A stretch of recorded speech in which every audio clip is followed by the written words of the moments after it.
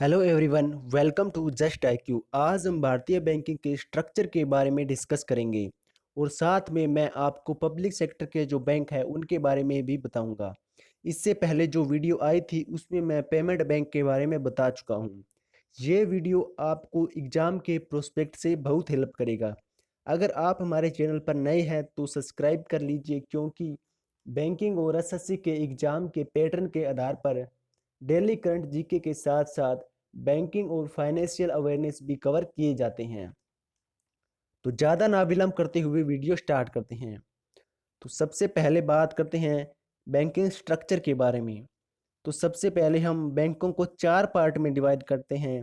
पहला है commercial bank, दूसरे हैं स्मॉल फाइनेंस बैंक, तीसरे है पेमेंट बैंक, चौथे हैं कोऑपरेटिव बैंक्स। तो सबसे पहले बात करते हैं कमर्शियल बैंक में कौन कौन से बैंक आते हैं। तो इसमें पब्लिक सेक्टर के बैंक आते हैं, प्राइवेट सेक्टर के बैंक भी इसमें आते हैं, और regional rural bank RRB bank भी इसमें आते हैं, और फॉरेन बैंक भी कमर्शियल बैंक में आते हैं। तो अब बात करते हैं पब्लिक सेक्टर बैंक की। ये क्या होते हैं?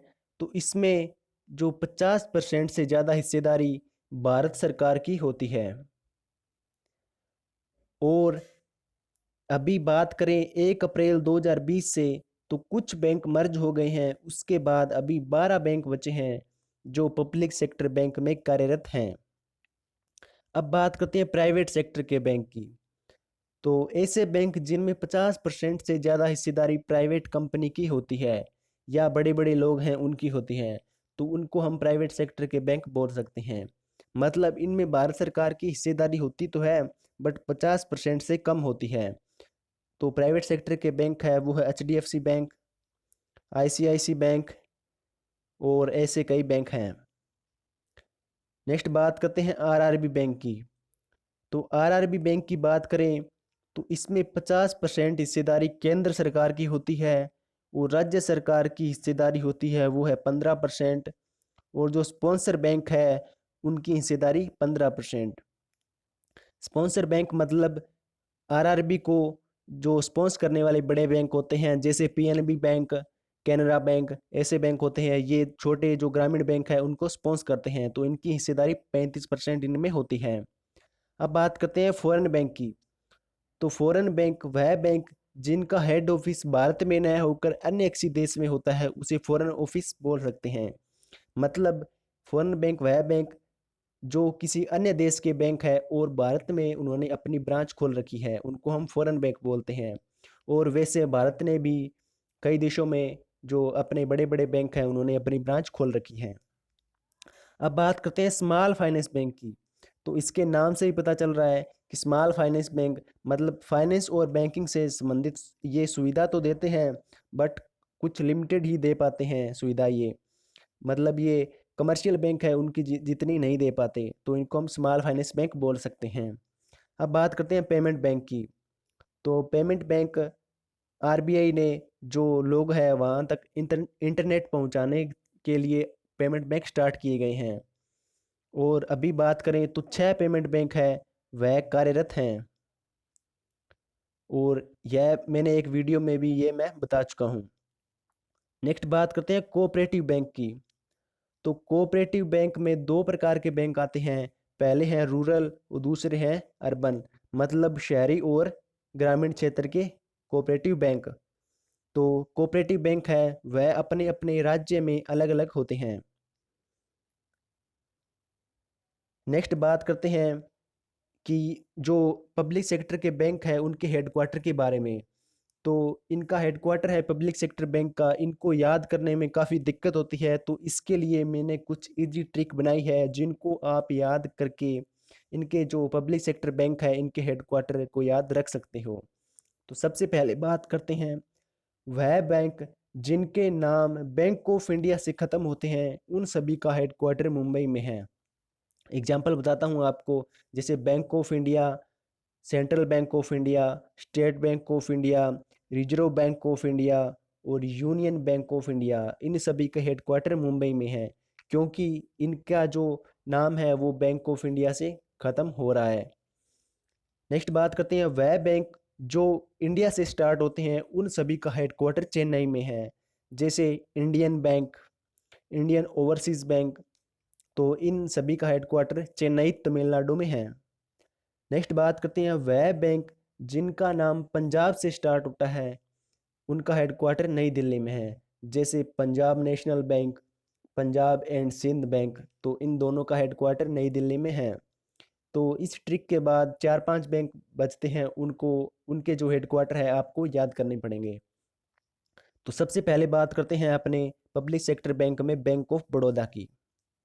तो बैंक ऑफ बड़ौदा है, इसमें 1 अप्रैल 2020 से दो बैंक मर्ज हो गई हैं। पहला है विजय बैंक, दूसरा है देना बैंक। और मर्ज होने के बाद अभी हेडक्वार्टर है जो बैंक ऑफ बड़ौदा का, वह वडोदरा गुजरात में है। तो इसका हेडक्वार्टर आप बड़ौदा है, इसका वडोदरा से रिलेट करके भी याद रख सकते हो। और चेयरमैन की बात करें बैंक ऑफ बड़ौदा की, तो इसका चेयरमैन है वो है हंसमुख अदिया। और इसके ओनर की बात करें तो भारत सरकार इसकी ओनर है। और इसकी स्थापना 1908 में हुई थी। और इसकी टैगलाइन की बात करें तो वो है इंडियाज़ इंटरनेशनल बैंक। और यहाँ पे इसका लोगो है जिसके साथ विजय बैंक और देना बैंक का भी लोगो लगा हुआ है। नेक्स्ट बात करते हैं बैंक ऑफ इंडिया की। तो बैंक ऑफ इंडिया है, इसका हेडक्वार्टर मुंबई महाराष्ट्र में है। मतलब मैं आपको ट्रिक में बता चुका हूँ कि बैंक ऑफ इंडिया से जो ख़त्म होते हैं उनका हेडक्वार्टर मुंबई में है। तो इसके नॉन एग्जीक्यूटिव चेयरमैन है वो है जी पद्मनाभन, इसके नॉन एग्जीक्यूटिव चेयरमैन हैं। और इसके एमडी और सीईओ वो है अंतनु कुमार दास। और इसके ओनर की बात करें तो भारत सरकार इसकी ओनर है। और इसकी स्थापना 1906 में हुई थी।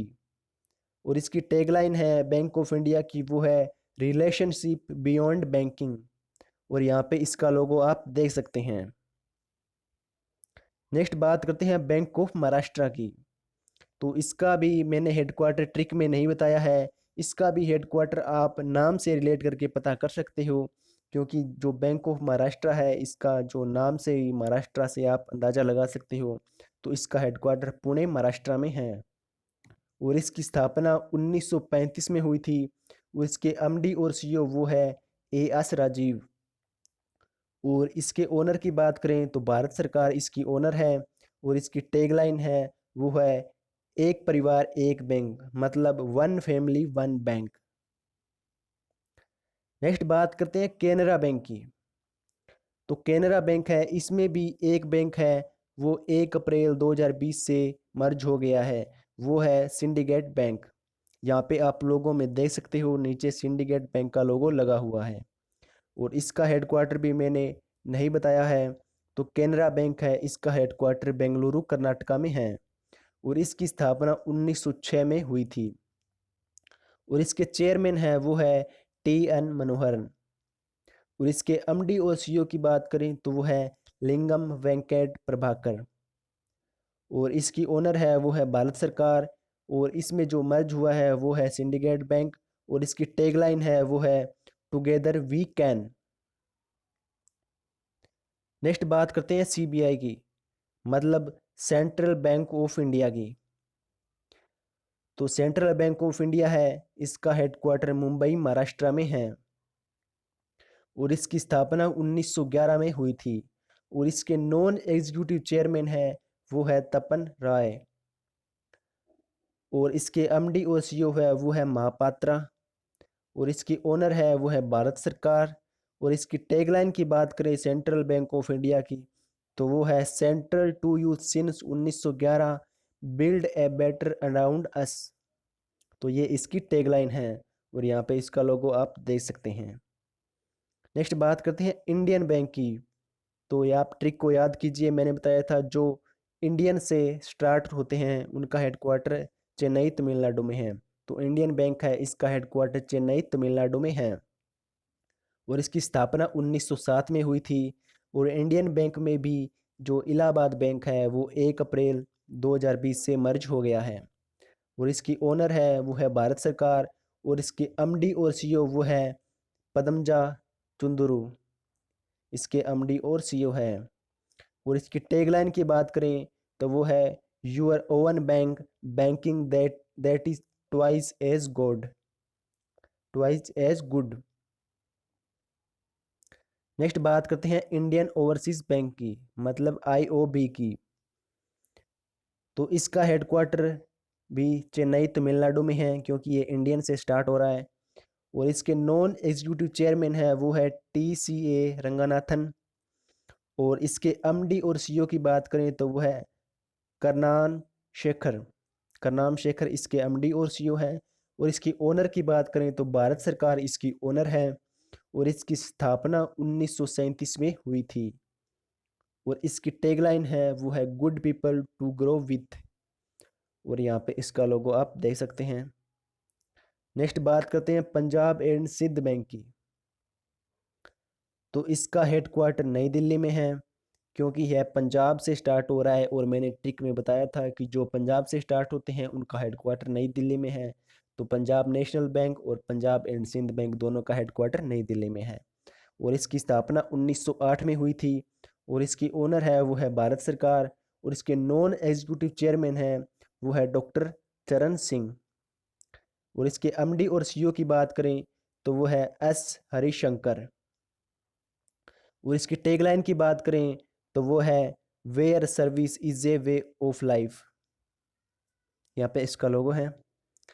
नेक्स्ट बात करते हैं पंजाब नेशनल बैंक की। तो इसका हेडक्वार्टर भी नई दिल्ली में है, ट्रिक को याद कीजिए।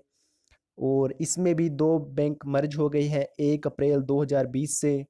वो है, पहला है ओरिएंटल बैंक ऑफ कॉमर्स, दूसरा है यूनाइटेड बैंक ऑफ इंडिया। दोनों का लोगो आप यहाँ पे नीचे देख सकते हो।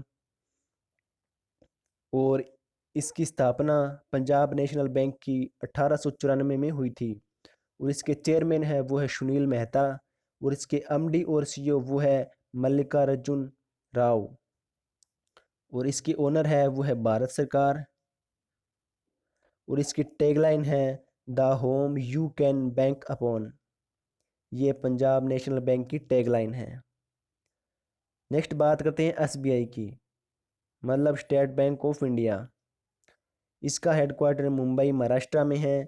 बैंक ऑफ इंडिया लास्ट में लगा है, मतलब इसका हेडक्वार्टर मुंबई महाराष्ट्र में है। इसकी स्थापना 1 जुलाई 1955 को हुई थी। और इसके चेयरमैन है वो है रजनीश कुमार। और इसकी ओनर है वो है भारत सरकार। और इसकी सब्सिडरीज की बात करें, मतलब जो एसबीआई है इसकी कई जगह हिस्सेदारी है। जैसे जियो पेमेंट बैंक में 30% इसकी हिस्सेदारी है। और यस बैंक है उसमें 49% हिस्सेदारी है। और कावेरी ग्रामीण बैंक है, इसमें भी 35% हिस्सेदारी है। और आंध्र प्रदेश ग्रामीण विकास बैंक है, इसमें भी इसकी 30% हिस्सेदारी है। और एसबीआई बैंक है, इसकी टैगलाइन की बात करें तो the banker to every Indian, the nation bank on us, a bank of common man with you all the way, pure banking nothing less. तो यह एसबीआई की टैगलाइन है। नेक्स्ट बात करते हैं यूको बैंक की। तो यूको बैंक है, इसका हेडक्वार्टर कोलकाता पश्चिम बंगाल में है। और इसकी स्थापना 1943 को हुई थी।